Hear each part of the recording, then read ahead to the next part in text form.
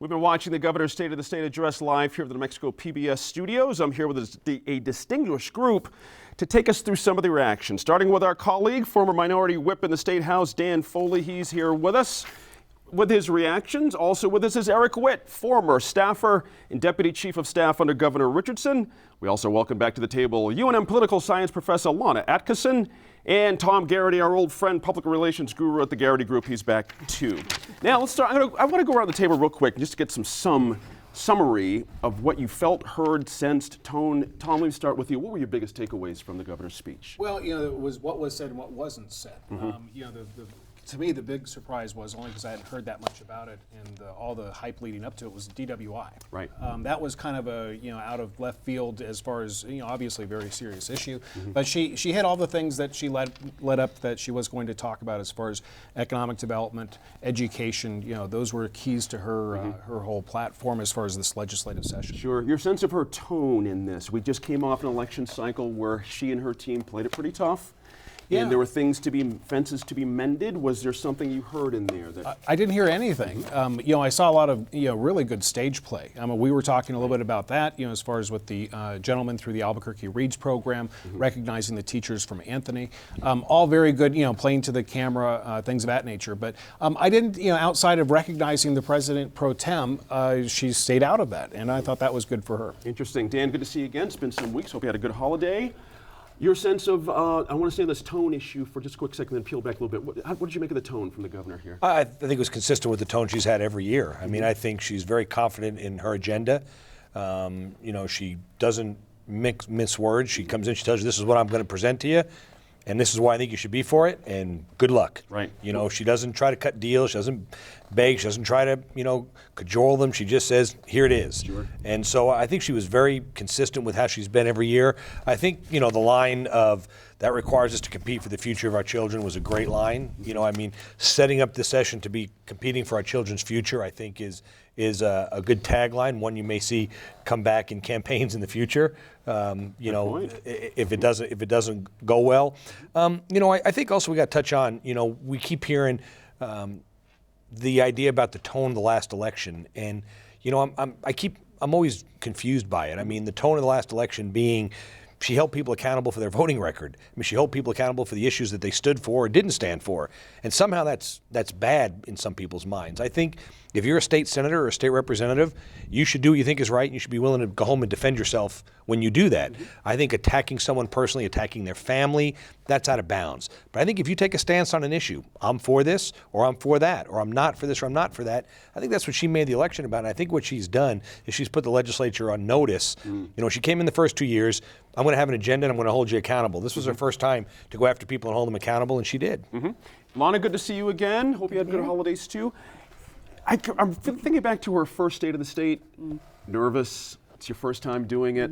She seemed pretty confident this time around. Things are like there was a grasp of not just the stagecraft, as Tom mentioned, not just the moment, but really her proposals. There was a tone behind her voice that this is what I believe in, to use Dan's terminology here. Did you have that same sense as well? It's certainly very familiar to her. This is the themes that she's been putting forth for quite a number of years. I want to disagree slightly, because I think she did sort of address the general election, and by talking about the polarization and trying to say, look, we need to come together right at the beginning. And so I really think, I think that was her sort of, carrot out there to say, here, we've got to do something. Let's ignore the polarization in Washington. We don't want that here in New Mexico. We've got to work together. We're parties of different branches with different parties. We've got to do something with that. Speaking of which, I noticed you caught when she mentioned the federal government pretty quickly in her speech. We were watching in the green room, as they say.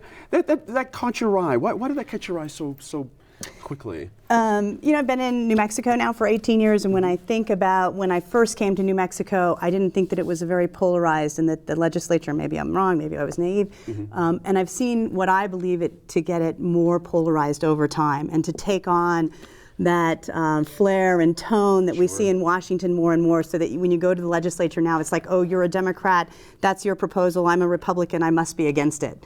Without sort of thinking through the proposal. And I didn't see that as much when I arrived here. Yeah, interesting. Eric, good to see you again as well. Thanks for having me. You came from a different perspective, certainly working under Governor Richardson during his time. We have a new Speaker of the House. We have some new Democrats, of course, in leadership positions as well. Did you hear anything from the governor's state of the state that addressed the new leadership on that side of the aisle? Not so much. I think it was a good speech, first of all. What I was struck with is I have seen a maturing of the administration, including the governor herself, into her position. It's a tough job.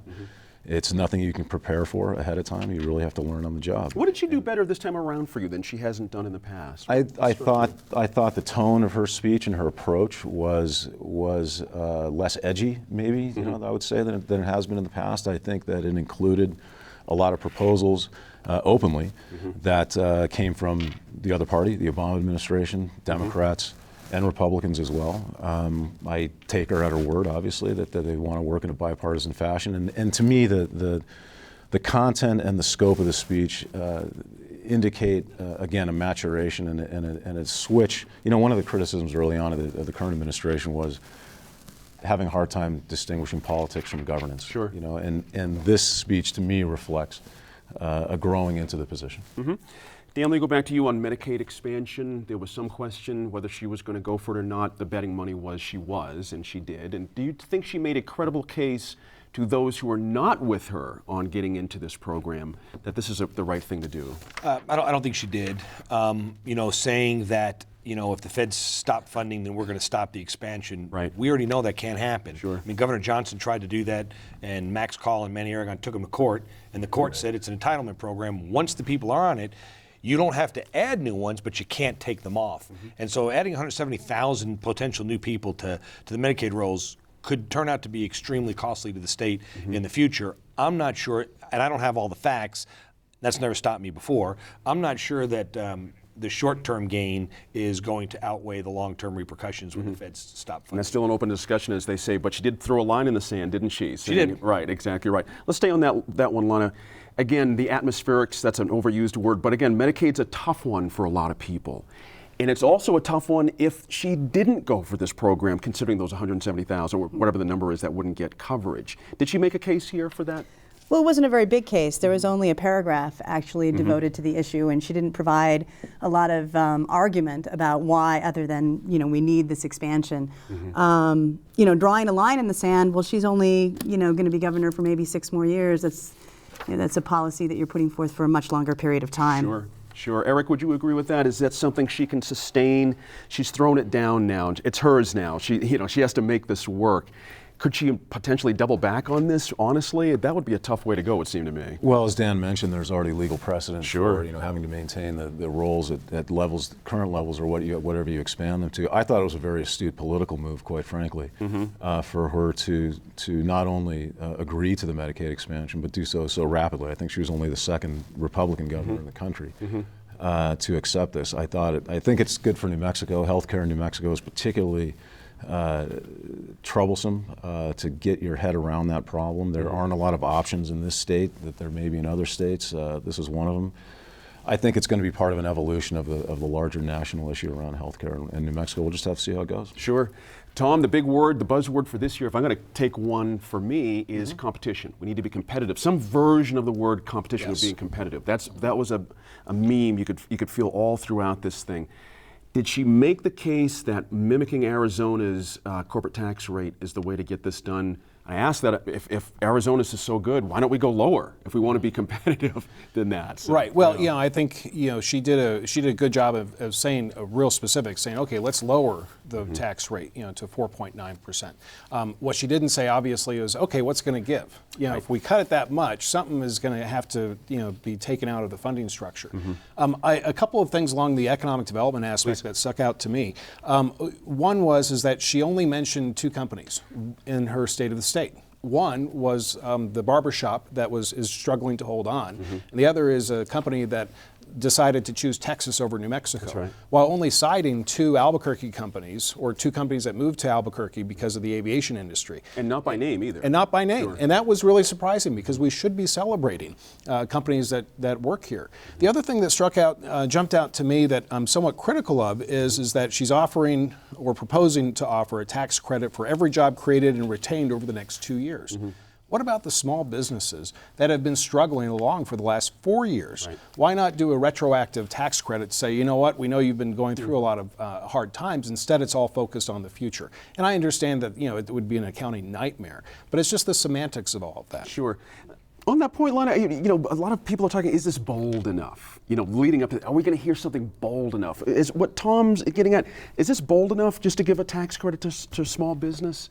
I think he's onto something here when he proposes this, reaching back a little bit. I actually think this was sort of a multi-pronged initiative in that she talked about the taxes and she talked a lot about education, which is ultimately really important to the success of business. And, you know, I think maybe a criticism would be that she didn't tie these all together as part of, you know, this is a package that will make New Mexico stronger as opposed to individual policies that are meant to move forward. Sure. One of those, Eric, of course, included Spaceport.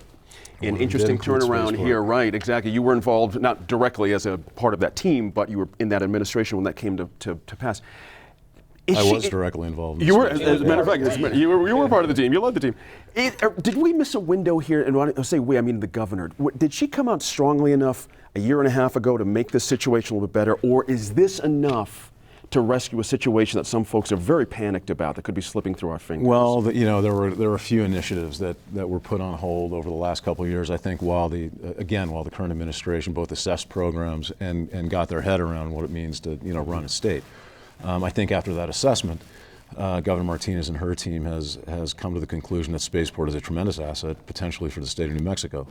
The issue, particularly that she's talking about, this indemnity issue for suppliers of the operators at the spaceport, is something I think that can be worked out. Unfortunately, as she mentioned, in the past 2 years, other states have really ramped up, seeing the opportunity in the aerospace industry, which is a tremendous fit for the state of New Mexico, which is why that particular project was chosen to begin with. It wasn't because we like flying to the moon. It's Sure. because that fits both the strengths and assets of the state of New Mexico. So, you know, I think if they retain Virgin as the anchor tenant, if they can get things up and running this year, which, you know, is a possibility to get the inaugural flights going, if they work out this issue on the indemnity, I don't think it's too late by any stretch of the imagination, because it's a tremendous facility too. In fact, I would encourage any of your viewers, if they get the chance, if they're in the area, to go visit it. What's your sense of its possibilities of this passing? She made a pretty strong direct ask of the legislature to pass this bill to protect these folks.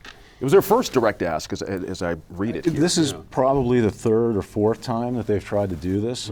This effort began during the previous administration. We were able to get indemnity for the primary operator, namely Virgin Galactic, you know, in this case. This now would extend those issues to the suppliers that build the aircraft and do the services. Trial attorneys have issues with this. Are we unfairly closing off legal recourse to companies that may not be operating at the top level you need to, you know, for aerospace, and particularly when you're dealing with issues of life and death potentially with something like this. So, you know, you can see both sides of the issue. I think there's a way to work it out. Sure. Dan, on education, we're down to about 5 minutes here, but on education, Tom mentioned some interesting stagecraft there, but some folks from that elementary school introducing the kids and such. She had some good news to share with us about some recent progress. Does that feel like a real progress when you hear that from her? We're getting money from the federal government now. A lot of folks who are on her side of the aisle were not crazy about taking this kind of money, but $25 million speaks pretty loudly here. Is she in good shape here on this one? Well, I mean, I don't know what you mean by is she in good shape. I mean, we're getting the money, and, you know, God knows we can't survive in the state without federal dollars. We've proven that over the years. You know, it's not just a criticism of the governor. It's not even a criticism of the governor. I think it's the whole process in general. You know, every year we have these discussions, and the answer is how much more money can we put into failing schools to make failing schools better? And, you know, at some point there's going to have to be some local responsibility. You know, I think that there's a real disconnect in Santa Fe after lawsuits years ago between the legislature funding and then the schools doing what they want to do with that money. There's really very tough to hold people accountable when you put money into a school. Once it gets down in that school district, there's a lot of flexibility to use it for outside the program design, outside what was intended for. And so I think that could be more of a problem right now in New Mexico, where we keep funding these schools more and more every year, and less of that money seems to be making it to the classroom. I would like to see the governor and the legislature start talking about, we see all these reports that are done by everybody about how much is spent, per capita, how much is spent per student. I'd like to see somebody do a study on how much actually gets to the classroom for students, because I think that gap between Santa Fe and the classroom is getting wider and wider every year. Interesting. Well, and I would almost say that there are too many studies going on. I think the governor, to her credit, really provided two examples of really good private-public partnerships: the Bridge program down in Las Cruces and Albuquerque Reads here in the Albuquerque area.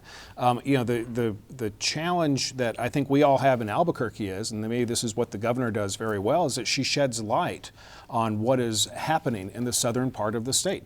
Mainly because a lot of our news is Albuquerque and north. Sure. And so I think to that part, let's see what's working down in Anthony. Let's take a look at this Bridge program, and if there's opportunity for public-private partnerships, and it doesn't interfere with what's taking place in the classroom, then hey, let's go for it. And I think those are easy to get your hands around. I think she did a good job of, in the past, and Governor Richardson did a lot of this. There'd be these big plans. We're going to reform education, and then there'd be this big plan on how we're going to do that, and it's hard to get your hands around, if you're just the average citizen. But when you say, here's the Bridge program in Doñana, here's how it works, I want to take that statewide, I think a lot of people go, well, it's working there, let's make it work here. I think she's done a very good job of, the KISS method, of getting these big issues and getting out there 2 or 3 examples of things that I think the average New Mexican can wrap their hands around. Explain the KISS method, if you would.